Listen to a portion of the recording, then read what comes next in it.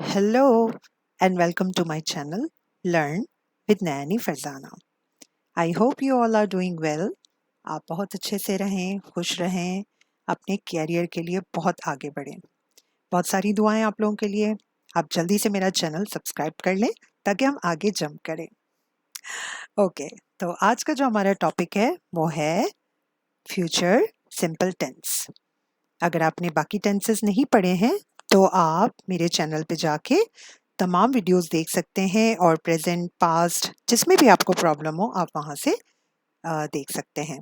तो let's jump to the topic. हम जल्दी से टेंसेस के यूजेस देखेंगे। As I always tell you कि यूजेस बहुत इंपॉर्टेंट हैं ताकि आप को जो भी स्टोरी राइटिंग्स हैं, क्रिएटिव राइटिंग्स हैं, योर लेटर्स और वट एवर, आपको टेंसेस का यूज़ बहुत अच्छे से आना चाहिए।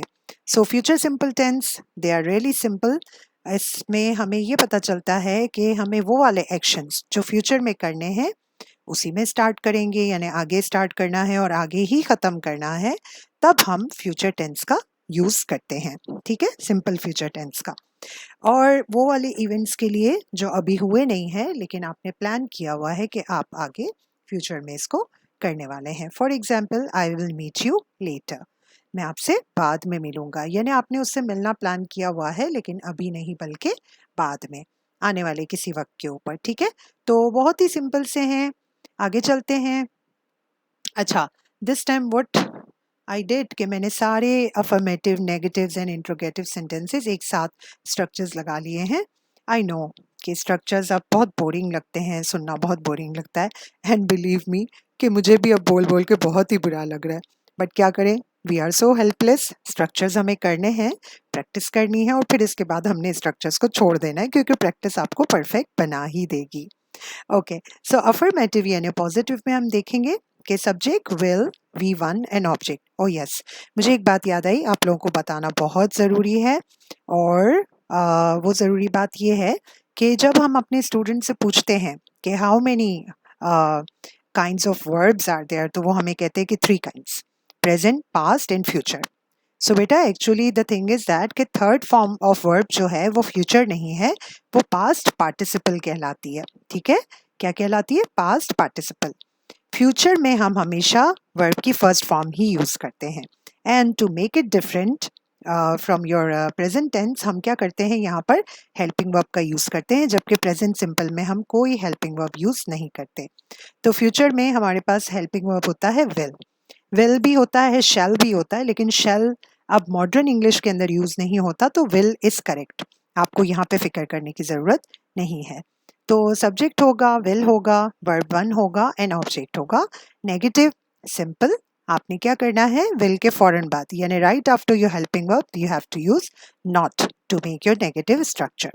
एंड देन इंट्रोगेटिव में हम क्या करेंगे, हेल्पिंग वर्ब को सबसे पहले ले आएंगे, then subject, V one, object, and there is no question mark, I forgot it, मैं भूल गई क्वेश्चन मार्क लगाना, लेकिन आपने लगाना है।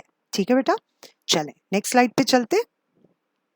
सो there are some examples for you. Affirmative है आपके पास, I will watch this show tomorrow, मैं कल शो ये वाला शो कल देखूंगी। I will not watch this show tomorrow, मैं कल ये शो नहीं देखूंगी। Will I watch this show tomorrow, क्या मैं ये शो कल देखूंगी, एंड देन क्वेश्चन मार्क। तो ये हो गया आपका क्वेश्चनरी यानी इंट्रोगेटिव सेंटेंस। नेक्स्ट है you will come in the evening, आप इवनिंग में यानी शाम में आएंगे। You will not come in the evening, आप शाम में नहीं आएंगे। Will you come in the evening, क्या आप शाम में आएंगे। तो आपने देखा कि दोनों एग्जाम्पल्स में आपके पास क्या चीज़ आ रही है, फ्यूचर की प्लानिंग आ रही है, यानी आने वाले वक्त की प्लानिंग है, ना ही आपकी कोई करंट प्लानिंग इसके अंदर है और ना ही आपकी कोई पास्ट की प्लानिंग है। So let's move to the example number 3। She will be late to the school due to rain, वो स्कूल में आने में लेट हो जाएगी क्योंकि बारिश हो रही है।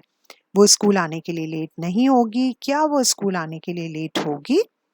And then your last example is they will cook dinner at night, they will not cook dinner at night, will they cook dinner at night। अच्छा बेटा, मैंने कोशिश की है कि सारे सब्जेक्ट्स को कवर कर सकूँ एग्जाम्पल्स के अंदर। Like I took first example with I, फिर हमने यू, इसके बाद शी का यूज़ किया है और लास्ट में हमने दे का यूज़ किया है, तो all the subjects are here. और इसमें इंटरेस्टिंग चीज़ ये है कि आपको कोई भी हेल्पिंग वर्ब चेंज करने की ज़रूरत नहीं, सबके साथ आपने विल का यूज़ ही करना है। ठीक है, चले। ओ ख़त्म भी हो गया बड़ी जल्दी, बड़ा जल्दी से हमने क्विकली ये टॉपिक ख़त्म कर लिया, because future simples are as easy as an ABC। बिल्कुल आसान है। ठीक है, असेसमेंट है आपके पास छोटा सा, as I always say easy peasy छोटा सा असेसमेंट है, एंड आई होप कि आप इसको बहुत अच्छे से अटेम्प्ट करेंगे। और एक छोटी सी और न्यूज़ आप लोगों के लिए ये है कि हम इंग्लिश के साथ साथ अब आगे उर्दू के ऊपर भी काम कर रहे हैं। तो आप में से जो भी बच्चे उर्दू में अटेम्प्ट कर रहे हैं, पेपर्स अटेम्प्ट कर रहे हैं, या वो 9th और 10th के लेवल पर अपने एग्ज़ाम्स दे रहे हैं, तो उनके लिए बहुत अच्छी वीडियोस अपकमिंग आने वाली हैं। ठीक है, चलें आप असेसमेंट अपना अटेम्प्ट कीजिए, और अभी तक अगर मेरे चैनल को सब्सक्राइब नहीं करा तो जल्दी से कर लीजिए। Thank you for watching learn with Nayani Farzana. Like करें, कमेंट करें, शेयर करें। और अब आपके पास आ रहा है असेसमेंट का की आंसर्स। मैं आंसर्स की आपके साथ शेयर कर रही हूँ, और आपने पहले खुद से अटेम्प्ट करना है and then tell your answers. Cheating बिल्कुल भी नहीं करनी है। Okay, so there are your answers, and इंशाल्लाह in next video I am going to see you very soon. और आप लोगों को कोई भी चीज़ ग्रामर से रिलेटेड पूछनी हो, आप प्लीज़ कमेंट ज़रूर कीजिएगा।